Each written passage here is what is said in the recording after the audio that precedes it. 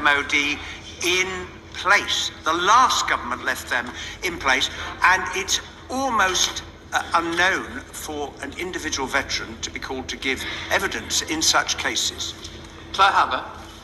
One of the lingering legacies of violence in Northern Ireland is our outrageous and distressing levels of violence against women and girls in the echo of menace and threat that still exists in Northern Ireland. The murders this month of Ellie Flanagan and Amy Doherty bring to the number of 33 of women and girls who've been murdered by men they know. We grieve with their families, and we commend the family of Natalie McNally, who with decency and dignity finally got justice for that murder. Is the Secretary of State confident in all that he's doing on legacy, that all possible levers are being used to tackle the disease of misogyny, including through Northern Ireland hate crime legislation?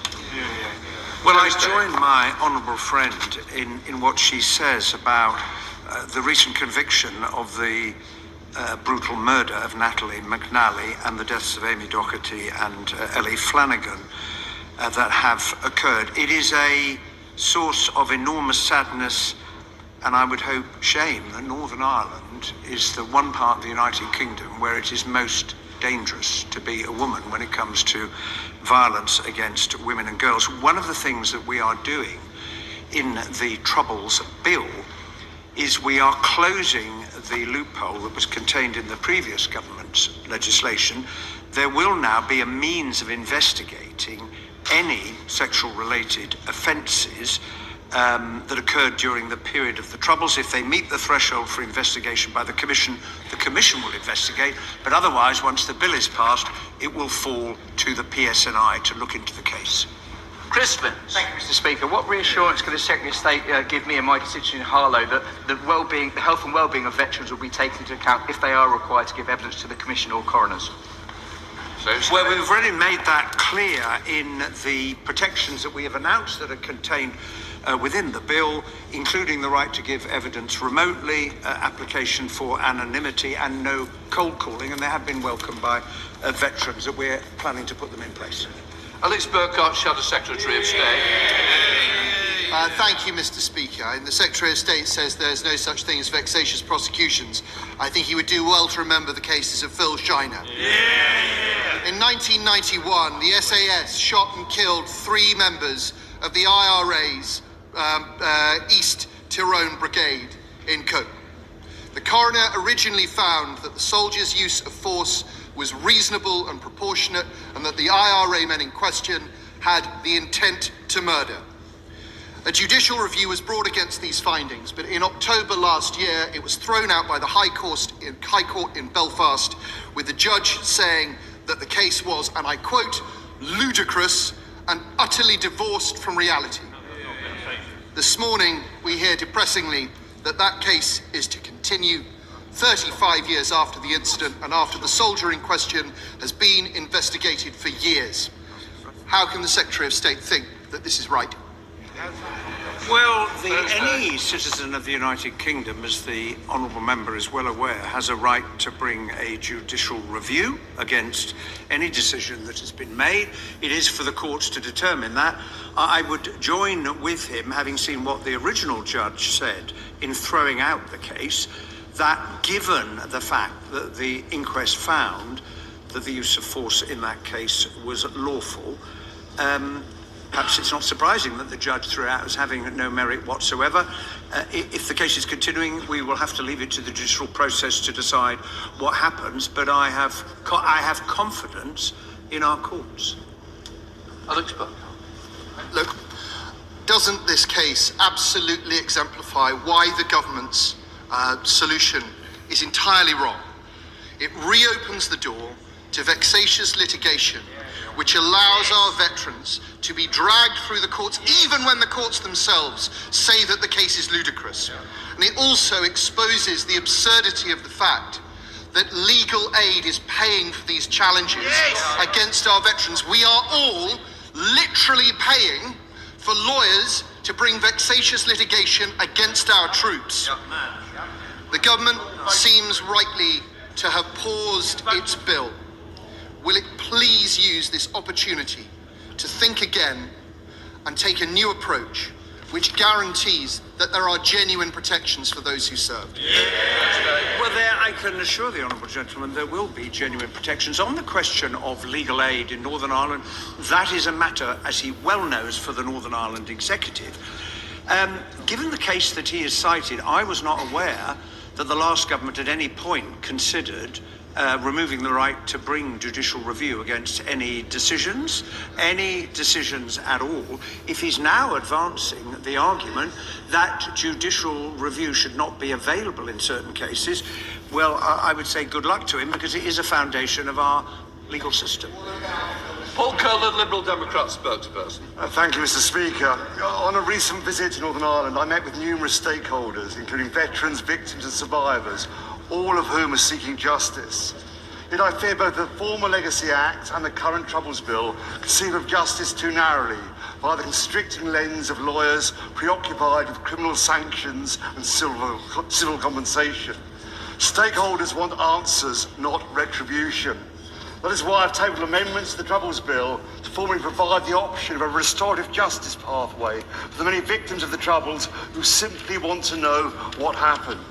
Does the Secretary of State agree that restorative justice has an important role to play in reconciliation, and will he meet with me to discuss supporting my amendments?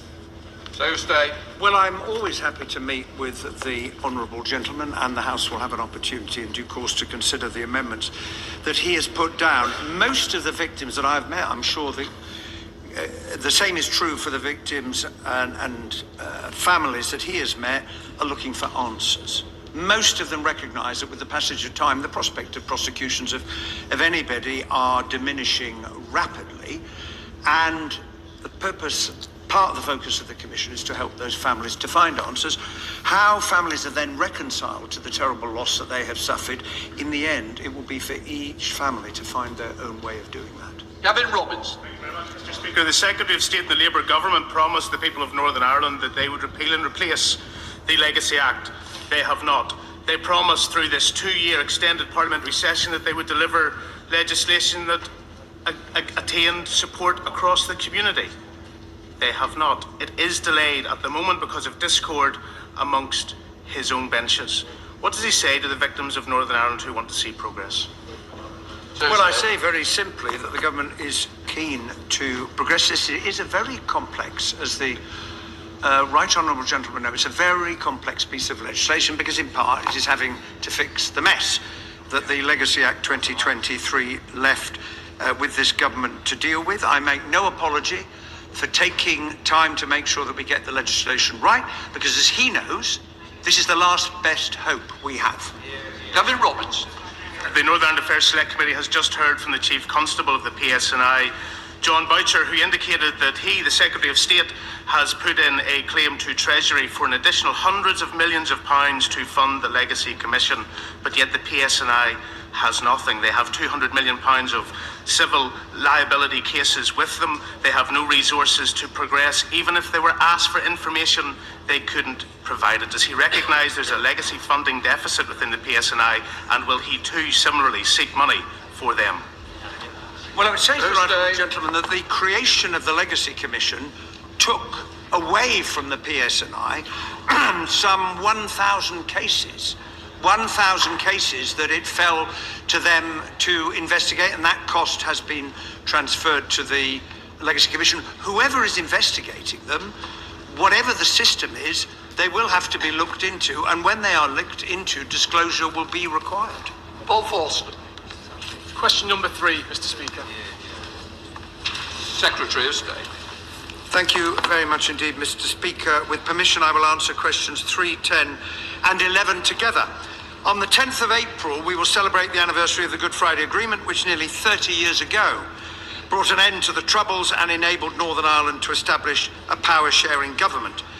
In the years since, Northern Ireland has been transformed, and I look forward to working with everyone to make further progress. Paul Forster. We approach the anniversary of the Good Friday Agreement, historic in that it ultimately delivered peace for a generation. With the knowledge that it requires constant political cooperation and public support, its biggest challenge, no doubt, is the Tory reform policy of leaving the ECHR. If the UK left the ECHR, it would undermine a core principle of the agreement. Does the Secretary of State agree there are some within this chamber that would wholly compromise the peace in Northern Ireland for short-lived, ill-judged political gain? So State. Well, I do agree with my honourable friend, and I do not understand why some are advocating removing the ECHR from the Good Friday Agreement. It would be highly irresponsible, and I think it shows a complete lack of understanding about what the agreement involved, because you cannot just walk in and pull out one of its pillars for the sake of party ideology. That's a good tell. Thank you, Mr. Speaker. The Good Friday Agreement was a landmark achievement of the last Labour government, and it is a beacon of hope for conflict-affected states around the world. Now, before coming into this place, I had the privilege of witnessing and experiencing Northern Ireland young people's leadership in this area, where they shared their experiences and the lessons from the Good Friday Agreement. So with that in mind, can the Secretary of State tell me what he is doing to share the UK's expertise and to ensure that others affected by conflict can benefit from it as well? Secretary of State. Well, I agree with my honourable friend. The biggest lesson of the Good Friday Agreement is it takes immense political courage to say yes rather than to go on saying no. And to pick up her point, back in the end of last year, the Foreign Secretary convened the Western Balkan countries under the Berlin process at Hillsborough Castle, and the First and Deputy First Minister talked through how Northern Ireland has made this extraordinary progress. One example of how the lessons of that agreement are being heard around the world. Bill Rivera adding. Thank you, Mr. Speaker. The Good Friday Agreement recognised the importance of addressing the suffering of victims of the Troubles. Legislating for this remains unfinished business, as does the implementation of a border poll, for which there is significant support in the North.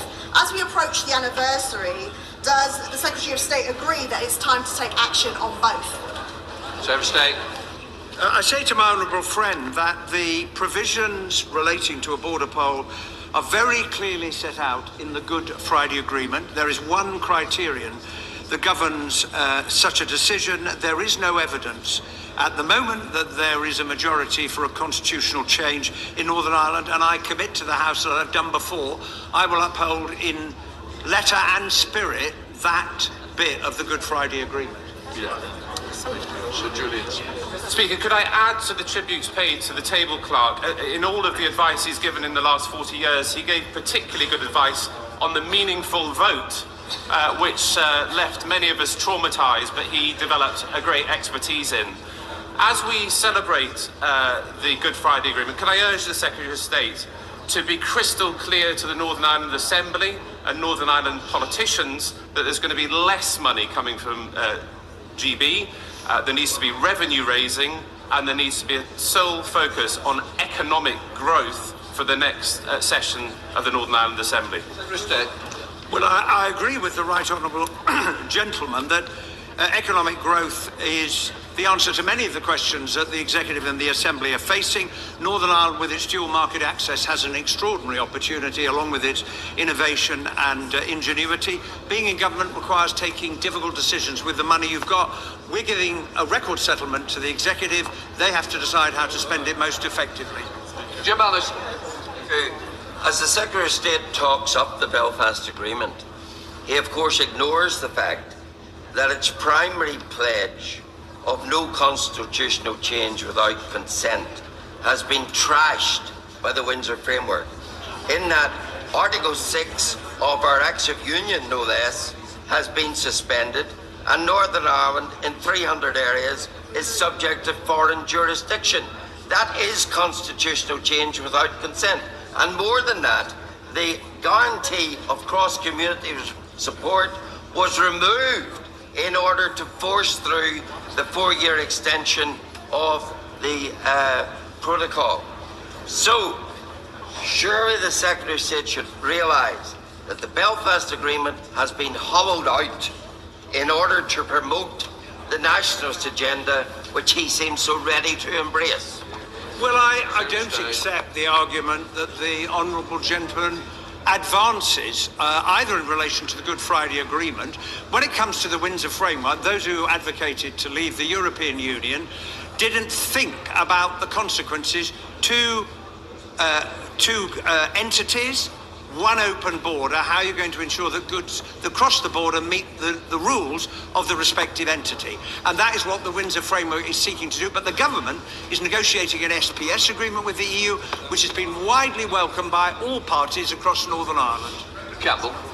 Speaker, in any marking of the end of violence, does the Secretary of State agree with me that a key date is in fact 1994, when the main violence perpetrators, the IRA, finally woke up to the reality of their ranks being riddled with informants, were running out of options, and they declared a ceasefire. That was then followed by a loyalist paramilitary ceasefire doing likewise. But civilized society should never applaud or celebrate murderers ceasing doing what they never should have started in the first place.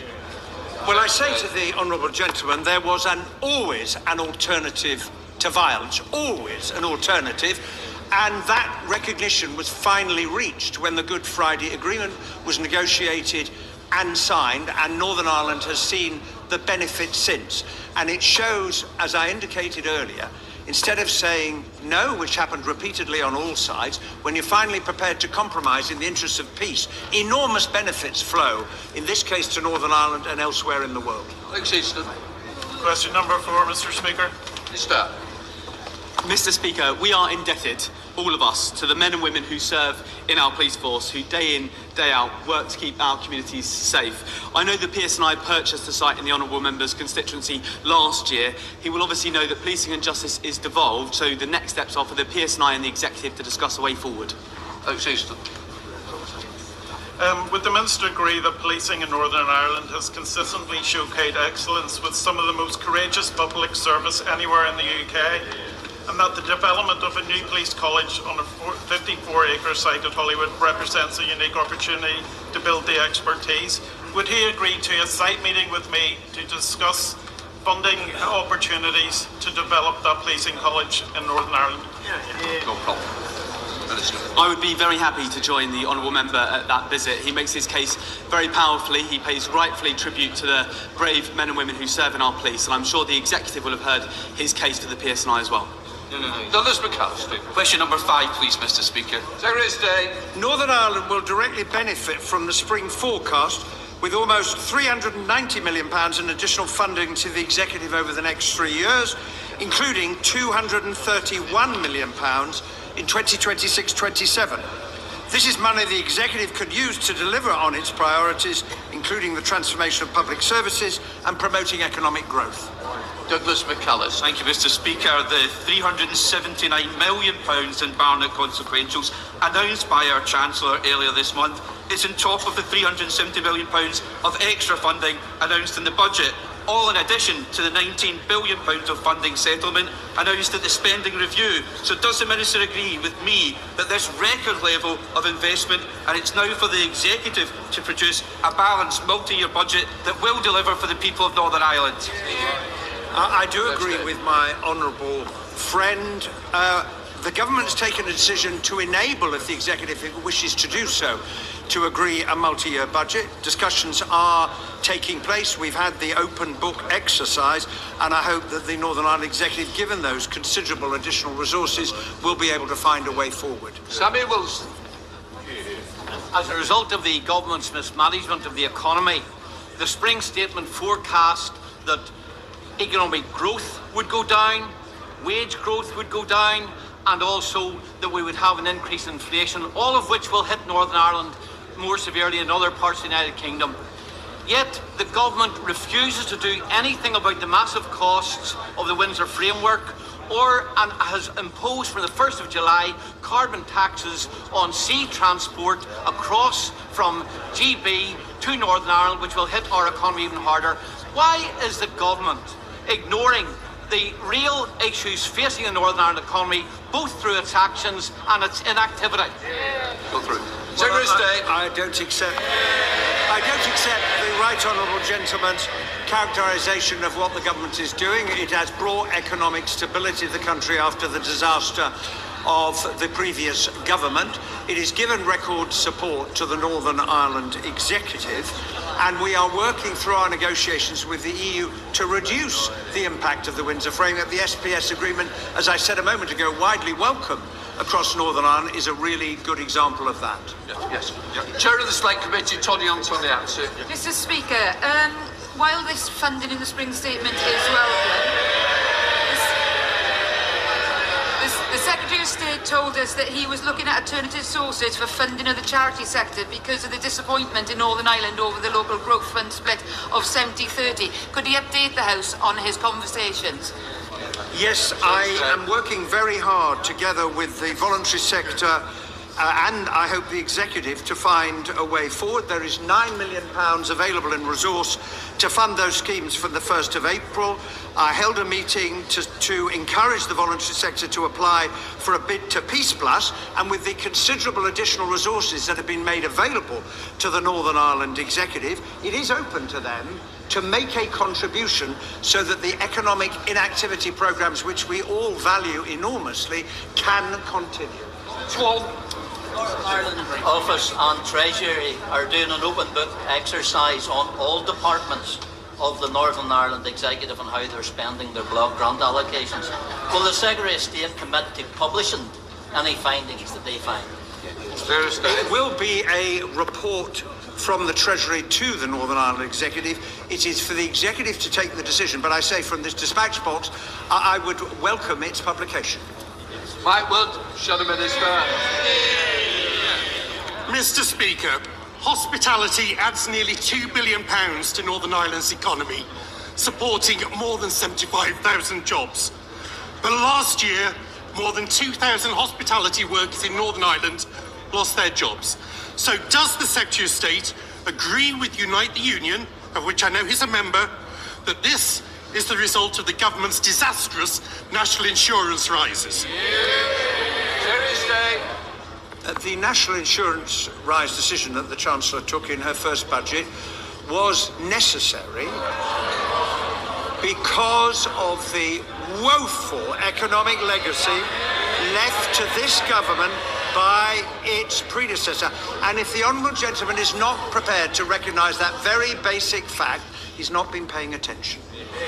We come to Prime Minister's questions. Cat Smith. Question number 1, Mr. Speaker. Prime Minister. Thank you, Mr. Speaker.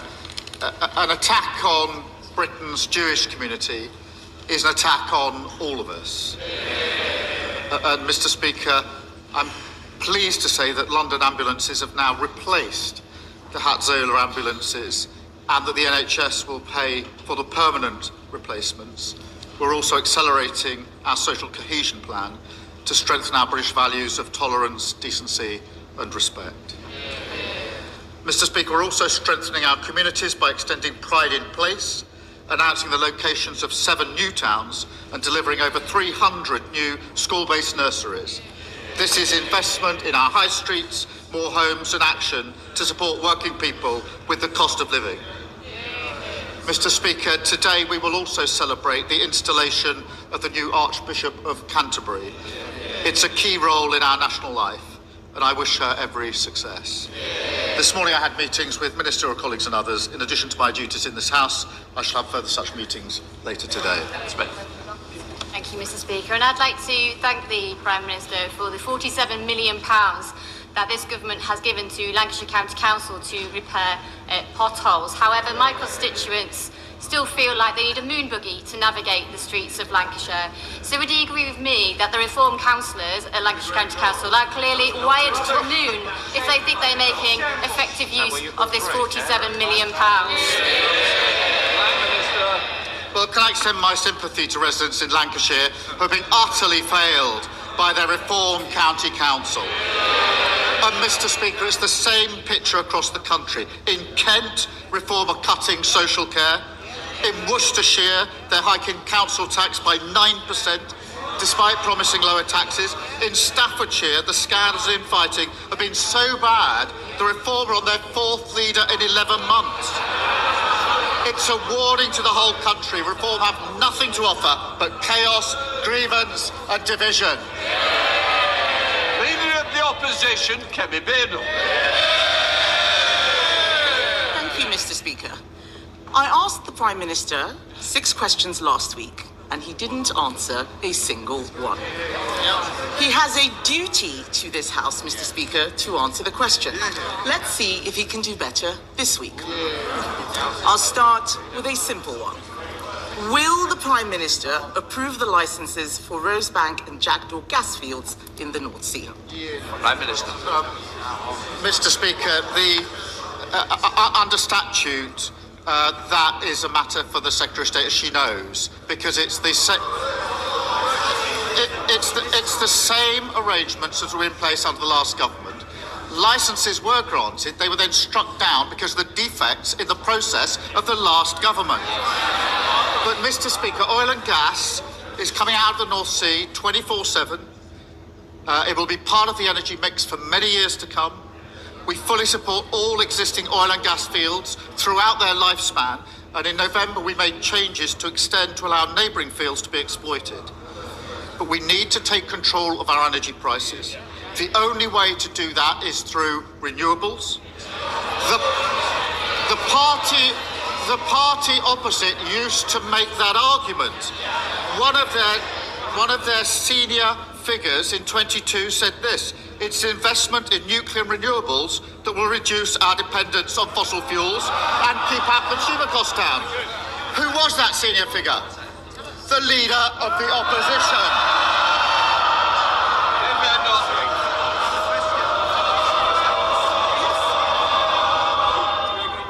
This is not the day to be thrown out with a 2-week break coming. Kemi. Mr. Speaker, we can have renewables and oil and gas. He says it's a matter for the Secretary of State. He says it's a matter for the Secretary of State. I thought he was the Prime Minister, and he loves to hide behind legal process every single time. I wonder, Mr. Speaker, what a director of public... What? Have I... Order. Mr. Yeltsin, you don't want to test my patience, I'm sure. Come back. Mr. Speaker, the Prime Minister loves to hide behind legal process. I wonder what a director of public prosecutions would make of the defence. Sorry, I can't produce my WhatsApps. My phone's been stolen. The Jackdaw gas field could be up and running before winter. All that gas would be used here in the UK to heat 1.6 million homes. That is enough to power Norfolk, Suffolk and Essex put together. So will the Prime Minister approve the licences, or is the Energy Secretary running the government? Prime Minister. Mr. Speaker, legislation has been passed. It's absolutely clear that the quasi-judicial duty under legislation rests with the Secretary of State. I really think if she's going to put this challenge to me, she needs to read the legislation. That is the legislation that they applied for 14 years. It's exactly the legislation that they used to put the licences in place, which were then struck down because the process was defective. But, Mr. Speaker, let's be clear, when Russia invaded Ukraine, energy prices doubled. The 12-day war, oil prices hit £100 a barrel. In the last 4 weeks, because we're on the fossil fuel roller coaster, everybody has been held to ransom. The only way forward is to go further and faster on renewables. And the leader... Mr. Speaker, the leader of the opposition's approach is to outsource our foreign policy and let the US decide whether we go to war, to outsource our energy policy to Russia and Iran and let them set the price of energy. I will never do that because it's not in the British national interest.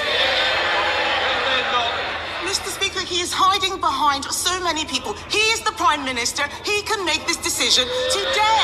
He can. He is so weak, he's the first person to be pushed around by the Energy Secretary. Let me remind him, Mr. Speaker, who is on my side. The unions, yes, GMB, they're on my side. Tony Blair. Mr. Speaker, Renewable UK, the very people that he's talking about, they are saying drill in the North Sea. Centrica, Octopus Energy, even Labour MPs. Let me quote the Labour member for Pembrokeshire who says, Offshoring our carbon emissions might give a sense of moral superiority, but it is simply impoverishing our communities. We agree. So why does the Prime Minister think he knows better than everyone else? I'm going to have one more go. The legislation, the statute, the law prescribes the decision maker. They know that. They should be embarrassed that she doesn't even... she's attacking me without having read the legislation. The legislation sets out who the decision maker is. It's the Secretary of State. It is not the Prime Minister. It has to be the Secretary of State, and it's a quasi-judicial process, exactly the process that they ran for many years. And Mr. Speaker, oil and gas is part of the mix for many years to come, but we do need to get onto renewables. But Mr. Speaker, we're discussing this because of the war. We need to de-escalate, and that is, yes we are, that is why I stuck to my principles not to join the war and to act in collective self-defence. I appreciate the Leader of the Opposition doesn't get that. She wanted to jump into the war without regard to the consequences and then do a mother of all U-turns, and now she's stranded without a thought-through position. And Mr. Speaker, when she was asked at the weekend whether she approved of the war, she said, that's a difficult one. It certainly is if you've got absolutely no judgment. Mr. Speaker, I'm going to let the Prime Minister in on a secret. He's the Prime Minister. He can change the legislation. Hiding behind the Energy Secretary is pathetic. Mr. Speaker, under his Labour government,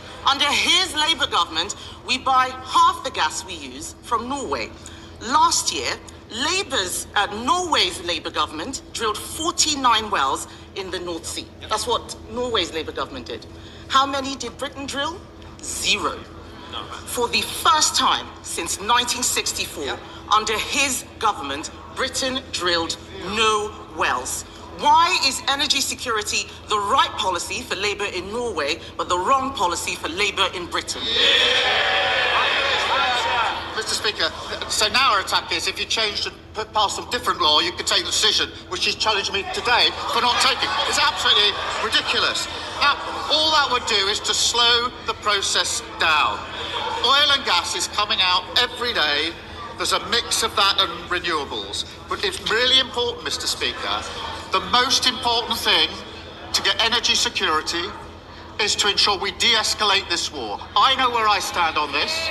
We are not joining the war. She wanted to join the war.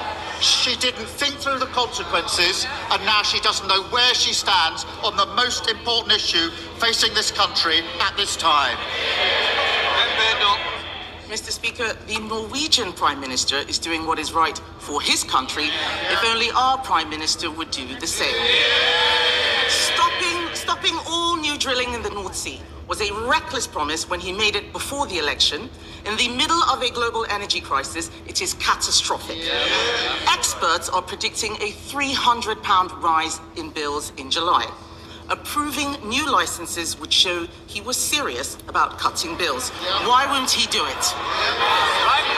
Mr. Speaker, because of the action that we've taken, bills are coming down by up to £100 household bills next month. Then they will be capped for 3 months. That's what we're doing to protect households across the country. And who voted against it? The Tories and Reform, because they just don't get the impact on working people that we will protect. Mr. Speaker, he says bills are coming down. They are higher than they were when he came into office. And he's talking about, what they're doing to help with energy bills. Families and businesses will suffer from the spike in energy costs because of his decisions. He could abolish the green taxes on their bills. He could stop the fuel duty rise. We could drill our own gas in the North Sea. What's he doing? He is planning another giveaway to people on welfare. Yet again, he's taking money from those who do work to give to those who don't. First, we had the budget for Benefit Street. Now it's the bailout for Benefit Street. Doesn't this just prove that they've given up being the Labour Party and they're now just the welfare party? Mr. Speaker, the spike... but they're the ones that double spend on welfare, Mr. Speaker. They're the ones with a broken system. And when we tried to mend it, what did they do? They voted against it. Order. Mr. Dewhurst, you're tempting my patience. Thank you, Prime Minister. Mr. Speaker, she talks about the spike in energy prices. That's because of the war, which I say we shouldn't join, and she says we should join without following through on the consequences. And time again, she gets the big calls absolutely wrong. She wanted to drag us into the war. She got that wrong. She opposed taking control of energy security, and she got that wrong. She opposed our decision to cut energy bills, and she got that wrong. And she seriously thinks that'll make her relevant, and she's got that wrong. Kemi ERUPTS. Thank you, Mr. Speaker. Can I thank the Prime Minister for the new funding for 3 new primary school nurseries in Oldham? But can I ask him specifically about Monday's liaison committee, when he agreed that Israeli settlements in the West Bank are unlawful and that their expansion threatens the viability of a Palestinian state? Will he confirm, as he said he would, that any potential bidder for EU1 contracts from the UK knows that this is unlawful? And will he set out exactly what will happen as a consequence? Mr. Speaker, let me do that. The Israeli settlements, including the E1 settlement, are a flagrant breach of international law and threaten the viability of the two-state solution. That's why, alongside international partners, we've sanctioned those responsible and their supporters who incite violence. We've consistently urged the Israeli government to act to stop these incidents. We also recommend that settlement products are labelled so that consumers are informed, and will continue to take the necessary action to defend Palestinians and protect the two-state solution. Leader of the Liberal Democrats, Sir Ed Davey. Thank you, Mr. Speaker. Can I associate myself with the Prime Minister's remarks about Monday's despicable attacks on the Jewish community? Anti-Semitism has no place in our society, and given the potential links with the IRGC, I hope the government will move faster to prescribe them as terrorists. And Mr. Speaker, as a former Secretary of State for Energy who granted licenses for oil and gas exploration, can I make a judgment on this argument? The Prime Minister is actually right, and the lead opposition is wrong.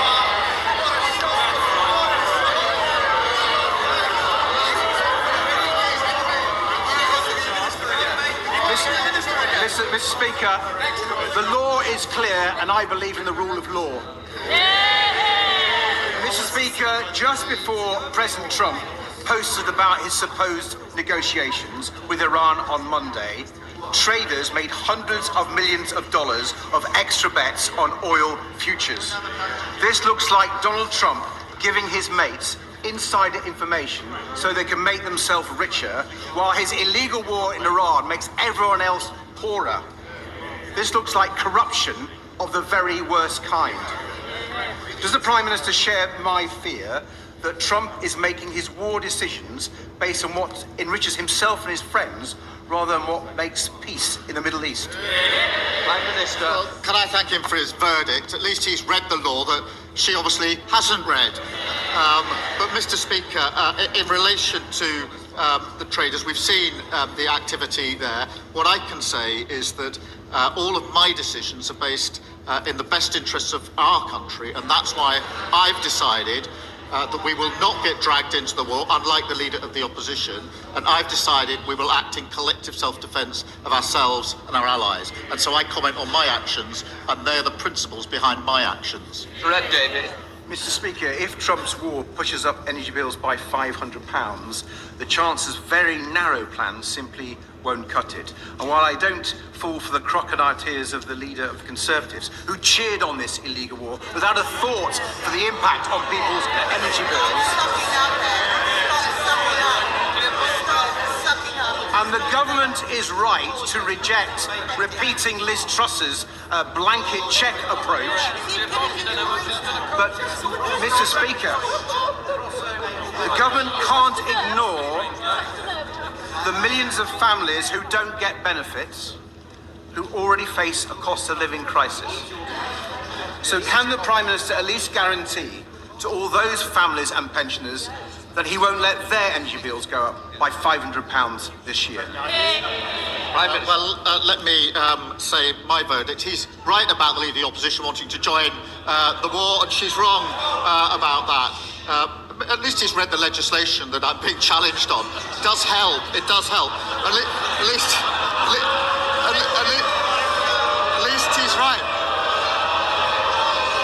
It was the leader of their party that said, let's all go to war without thinking through the consequences. We're now discussing the consequences. Mr. Speaker, in relation to the support, we've made clear the principles the approach we'll take. We'll keep this under careful review. Energy bills for households are frozen until are capped until the end of June. It's really important I make clear that that's whatever happens in the conflict, because I know the public are concerned about that. We will then put in place appropriate support and look at how we put the principles behind it. Thank you, Mr. Speaker, and can I associate myself with the Prime Minister's remarks on the terrible Golders Green attacks? Mr. Speaker, rebuilding trust and integrity in our democracy matters deeply to my constituents in Southampton. Shamefully, it doesn't matter at all to some, particularly the senior Reform UK politician who has been convicted of taking bribes from Russia.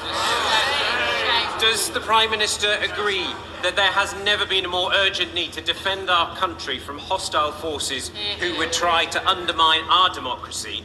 And will he set out what concrete steps he is taking to crack down on foreign interference in British politics? Prime Minister, can I thank my honourable friend? He makes a powerful point. Mr. Speaker, the Communities Secretary will make a statement later on the Rycroft review, which sets out the stark threats posed by illicit finance. I can tell the House we will act decisively to protect our democracy. That will include a moratorium on all political donations made through cryptocurrencies. I hope that will be welcomed across the House. There is only one party leader who has shown he will say anything, no matter how divisive, if he's paid to do so. Nigel Farage. Thank you, Mr. Speaker. Smash the gangs. That is what the Prime Minister promised us.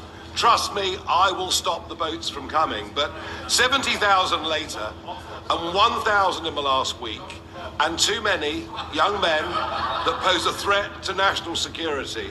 Is it not time to admit Smash the Gangs has been a total abject failure, along, frankly, with most of his other policies? Isn't it now time, he told us, as summer approaches, what is Plan B? Well, Mr. Speaker, this is from the man of the party that voted against giving law enforcement counter-terrorism style powers to tackle it. So he wants the grievance, he doesn't want it sorted. And he has absolutely no judgment. He again said, let's join the war, let's all go to war. I want to make it perfectly clear he wants the war. A week later, screeching U-turn, we don't want to go to war. And he says, trust his judgment. Mr. Speaker, it's hard to take anything he says seriously. He promised lower tax, and now Reform councils are hiking council tax by 9%. In Worcestershire, this is what he said about Worcestershire. He said, we took control of a virtually bankrupt council. I wish we hadn't bothered. He asked for people's votes, and then he abandons them. Reform don't want to solve problems, they only want to exploit them. I am thankful for the opportunity to change this country for the better. He says he wish he hadn't bothered winning councils, because they're an absolute disgrace.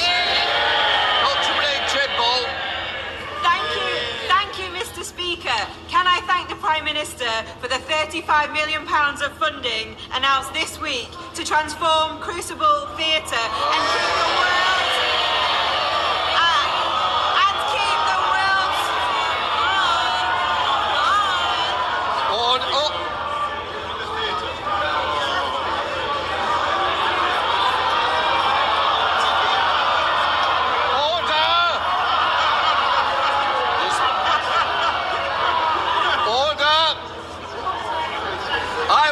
This member's question, especially those who are interested in snooker. Dr. Major. Thank you, Mr. Speaker. Can I thank the Prime Minister for the £35 million of funding announced this week to transform the Crucible Theatre and keep Championship at the heart of Sheffield. I want my constituents to be able to enjoy this fantastic tournament day and night, travelling by tram train from Stocksbridge to Sheffield via Outerbridge, Warncliffside and Deepcar. I'm grateful for our South Yorkshire Mayor, Oliver Coppard, for kick-starting these plans. Will the Prime Minister work with me and the South Yorkshire Mayor to ensure we get spades in the ground for a tram train extension to Stocksbridge as soon as possible so my constituents can enjoy the snooker? Mr. Speaker, I see Reform of Works walked out. They obviously realise they're absolutely snookered. Mr. Speaker. No, I don't think so. Sheffield and the Crucible Theatre are the beating heart of snooker, and I am delighted that we'll host the World Snooker Championships for many years to come, because this is what Labour stands for, investing in things that make us proud of the places that we live. Can I reassure my honourable friend we're working closely with South Yorkshire Combined Authority on better transport links, providing over £1.4 billion to spend on their priorities, which could include a new tram fleet, more modern stops or deliver extensions. Thank you, Mr. Speaker. Last week I met my constituents Rob and Lizzie at the King's Arms Hotel in Melrose, which they run as part of a family business of 10 hotels across Scotland. They employ over 250 people, but their national insurance bill is going up by £280,000 because of Labour's tax on jobs. We need to get Britain working again, but this government's policies are doing the opposite. Does the Prime Minister understand the damage that he is doing to our economy? And how does he expect businesses like this to survive? Prime Minister. Mr. Speaker, the steps we've taken have been to repair the damage that was done by the previous government. And we took those steps, and the spring statement showed the results of those steps. Inflation coming down, interest rates coming down, and the economy stabilised. I know they don't understand that because they blew up the economy in the first place. Tony answer. Mr. Speaker, my constituents Tony and Rebecca Wadley received insulation under the Tory government's Eco4 scheme, but the work left their home with black mould, leaks, damp and even a solar fire, damage now requiring £100,000 worth of repairs. Rebecca is suicidal, Tony has had pneumonia, their asthmatic son cannot live at home, and like many others they are required under the rules to use the same contractor responsible for the faulty work, only up to £20,000.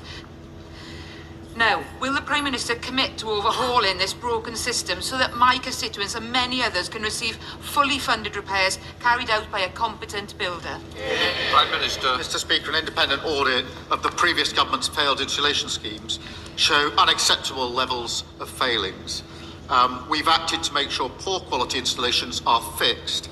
It is important that those responsible are held to account for the cost of remediating the issues. I do recognise that there are some complicated cases. I'll make sure a Minister looks at her constituent's case and that urgent action is taken. Harriet Baldwin.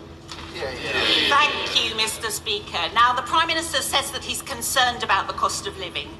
So can he explain why he allowed his government minister to give permission to reform-led Worcestershire County Council to inflict that 9% council tax hike on my constituents? Mr. Speaker, Reform have to take responsibility for their decisions, and they moved out. John Trickett. Mr. Speaker, two members of the same family in my constituency recently suffered serious health problems.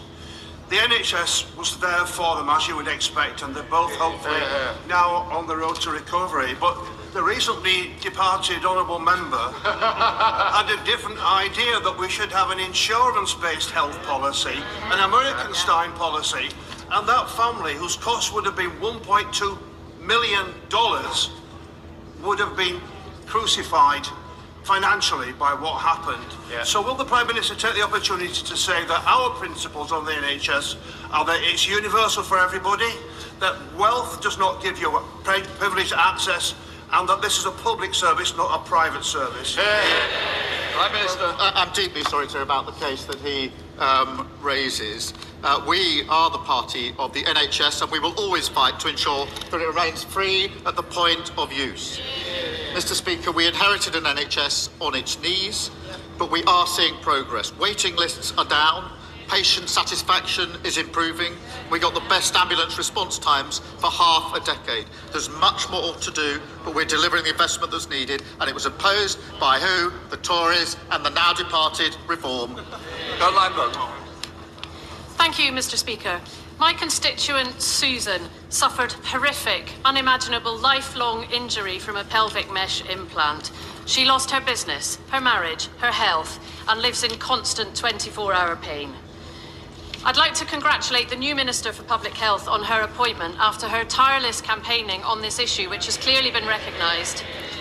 But more than 2 years after the Hughes report set out clear recommendations for redress, thousands of women like Susan are still waiting for a government response.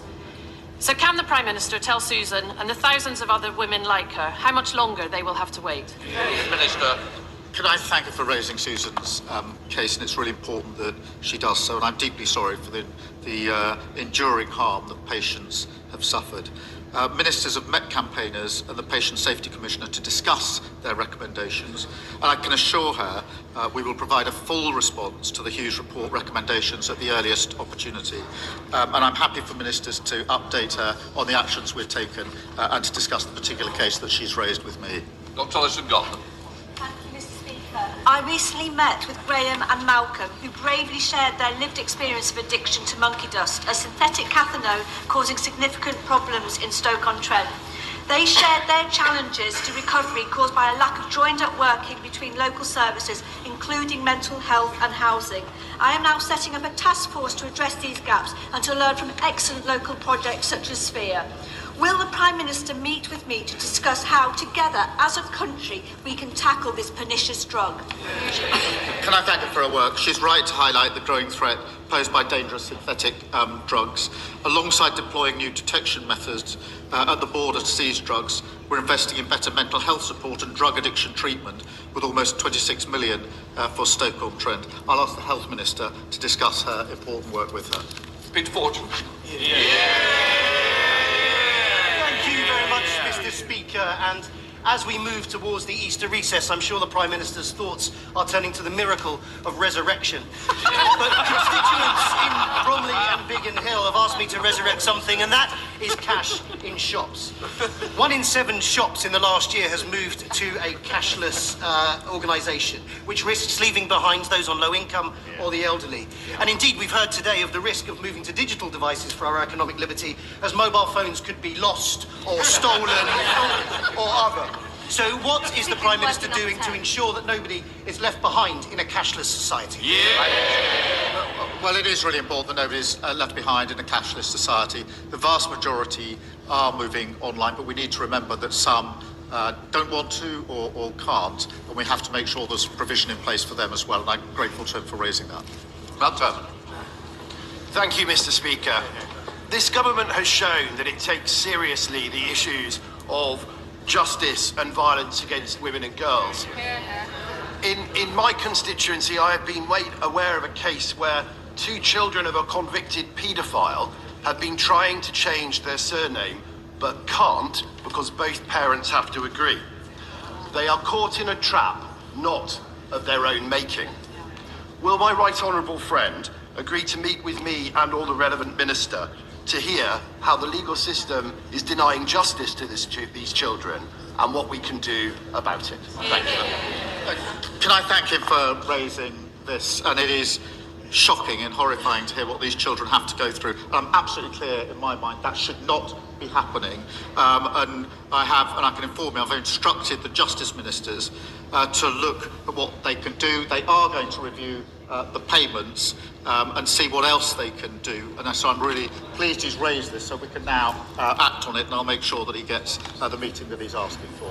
Ian Duncan. Mr. Speaker, the Islamic Revolutionary Guard Corps are responsible worldwide and here in the United Kingdom for the rise of anti-Semitism, inciting extreme Islam attacks, and at the same time attacking dissident Iranians and British citizens, as well as fomenting all sorts of hate marches. A very simple question. We are now at war with Iran, whether we like it or not. But the reality for us, therefore, that is that we have never dealt with this organisation. And I simply ask the Prime Minister, doesn't matter, it's not party political, I simply ask him, can he make the decision now that they will proscribe this brutal bunch of thugs and send them packing or arrest them and put them in jail now, right now, get rid of this organisation? Prime Minister, I thank him for raising this. It is really important and serious. He knows that we've sanctioned the IRGC in its entirety, and we've posed over 230 sanctions since coming into office. The existing prescription powers are not designed for a state organisation, but we do keep this under review, as did the last government. Thank you, Mr. Speaker. On the 16th of July 2005, Private Leon Spicer and Private Philip Hewitt, both from Tamworth, and Second Lieutenant Richard Shearer from Nuneaton, were tragically killed in Iraq. More than 20 years on, our communities continue to remember their service and reflect on the ultimate sacrifice that they made. The Staffordshire 3 group, chaired by Anthony Firth, has worked tirelessly to fundraise for a memorial, which is due to be unveiled next month, and to which the Prime Minister is, of course, warmly invited. Will the Prime Minister join me in paying tribute to these 3 brave men and in commending the Staffordshire 3 group for their dedication in ensuring that their legacy is never forgotten? Can I thank my honourable friend for the invitation? And can I join her in paying tribute to Private Leon Spencer, Private Philip Hewitt, and Second Lieutenant Richard Shearer? Their bravery and sacrifice in defence of our values will never be forgotten, and I'm delighted to hear a memorial will be unveiled. Can I also pay tribute to all those serving today in the Middle East, shooting down threats from our allies and protecting our people? Thank you, Mr. Speaker. May I also associate myself with the Prime Minister's remark about the attack on the Jewish community in Golders Green. There is no place for hatred, anti-Semitism or violence of any kind against individuals. Mr. Speaker, an independent panel of senior judges found no basis for misconduct proceedings against the British Chief Prosecutor of the International Criminal Court, Karim Khan, King's Counsel. Yet reports suggest that elements within the court's governing body are seeking to disregard those findings, while ICC officials continue to face external pressure and sanctions.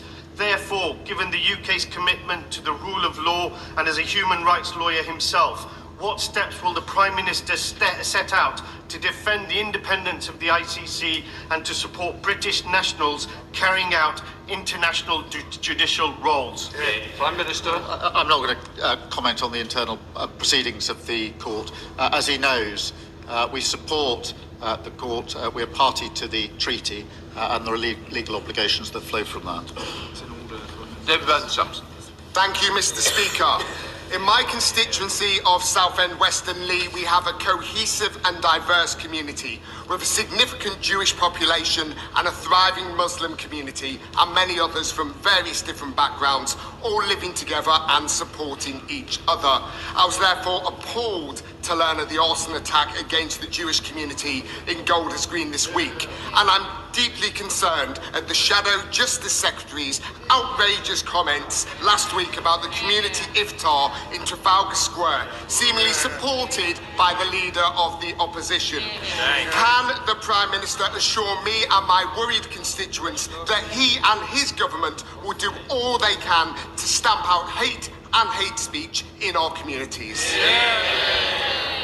Can I say again what a shocking anti-Semitic attack it was in Golders Green, and be absolutely clear that an attack on British Jews is an attack on all of us. And Mr. Speaker, on Monday morning I met British community, Jewish community leaders to talk through what we could do on ambulances, on security and on the social cohesion plan. Can I also say this? I was really struck by the fact that the Jewish community came out last week against the comments of the Shadow Justice Secretary, standing in solidarity with Muslims who wanted to pray in Trafalgar Square. And equally, on Monday at the Eid event we had, Muslims stood in solidarity with our Jewish community. That is Britain, contrary to what the Shadow Justice Secretary said last week, supported by the leader of the opposition. That is how far they've fallen. Mr. Speaker. Speaker, Thames Water is lurching from crisis to crisis. Last year, it was let off record fines for pumping sewage into our rivers by Ofwat. It is allowed to do so under rules that are laid out in the Water Act of 1991. Will he consider scrapping those rules to stop Ofwat letting water companies off the hook? Prime Minister. Well, can I thank him for raising this? And it is deeply concerning, and we're looking at what more we can do, because it's been too much of too concern for too long, and so we need to act. Thomas. Mr. Speaker, as the COVID inquiry graphically laid bare last week, the NHS was starved of the investment it needed under the party opposite. Nowhere more so than at Northwick Park Hospital, whose brave and extraordinary staff worked round the clock during COVID, looking after many of my constituents.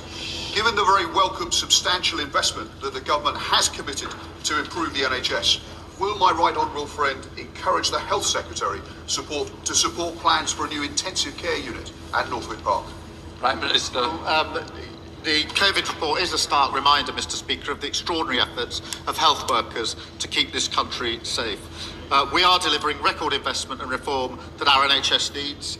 Whilst decisions about local infrastructure are made by integrated care boards, I'll make sure that he gets a meeting with the Minister to discuss his particular care. Today, Mr. Speaker, NHS satisfaction rates have risen for the first time since the pandemic. That is the difference that a Labour government is making. Neil Shrewsbury-Hurst's final question. Thank you very much, Mr. Speaker. On the 21st of November of last year, Robert Clancy, a hugely valued and much loved member of my staff, took his own life. He was 29. While successive governments have done a great deal to deal with the scourge of suicide in this country, there is much more that can be done. Will the Prime Minister personally commit to meet with me to discuss how we can prevent others experiencing the unimaginable pain that Rob's family and friends have endured? Prime Minister. Can I thank him for raising the case of Robert Clancy? We are happy to work across the House on all that we can do in relation to suicide. I'm pleased that we've been able to put in place a strategy. That is the action of this government, but it needs to be the action of all of us, and I'll make sure he gets the meeting that he is asking for, and thank him again for raising this case. It's really important that he does so. Please, Prime Minister's questions. Point of order, Mr. Speaker. Point of order, Mr. Speaker. I can hear you, don't worry. Unfortunately. Everyone's walking in front of you, it doesn't do you any benefit or me.